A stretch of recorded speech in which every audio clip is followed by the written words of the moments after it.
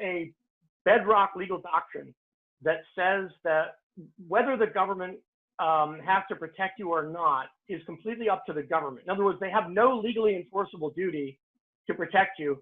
And I don't even want to tell you the cases in which that doctrine has been affirmed, because as a parent, they are so horrific. The most recent one is called Castle Rock. You can look it up, but it involves a woman who got divorced from her husband, who was very violent and turns out actually mentally unstable.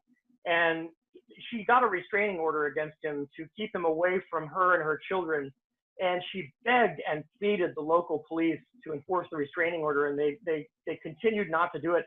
Finally, he came and took the children out of her home, and she called them again and begged them to go and get the children back because he was in violation of a court order, and they again did nothing. I'm not going to tell you what happened in that case because I just don't have the emotional bandwidth to do it. It was the most horrific outcome you can imagine, and it was all due to the complete absence of commitment, the complete unwillingness of the local police to do anything to enforce this restraining order, or even to go and try to protect these children when the woman said that they were in danger. And when they were sued for the failure to protect these kids, and they did end up dying, their response was, hey, you know what? It's not our duty. It may be our job to protect people, but it's not our legal duty. And if we screw it up, you cannot sue us. Why? Because we don't actually have a legal duty to protect you. We can just do it if we feel like it, and if we don't feel like it, we don't have to. I just wish I could tell you all of the different cases in which this doctrine has been, sort of affirmed over and over again. There was one here in D.C. called Warren, the Warren case, which is ironic because this case came down at right around the same time that D.C. passed the law disarming all residents of the District of Columbia in the late 1970s. The D.C.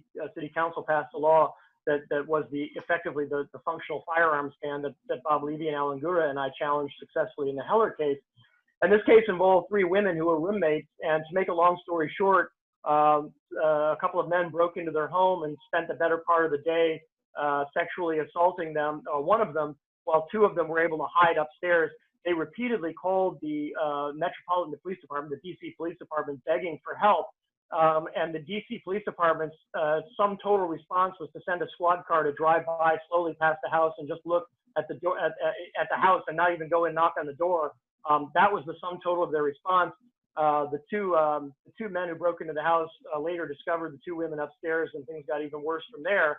And when they sued the police over their completely inept response, the DC asserted this argument that they have no legal duty to protect citizens, and if they try but screw it up, they're still not liable. And no surprise, the courts embraced that take and said, yep, that is black letter law. The government never has a duty to protect you. They can if they want to, and if they try to and screw it up, too bad.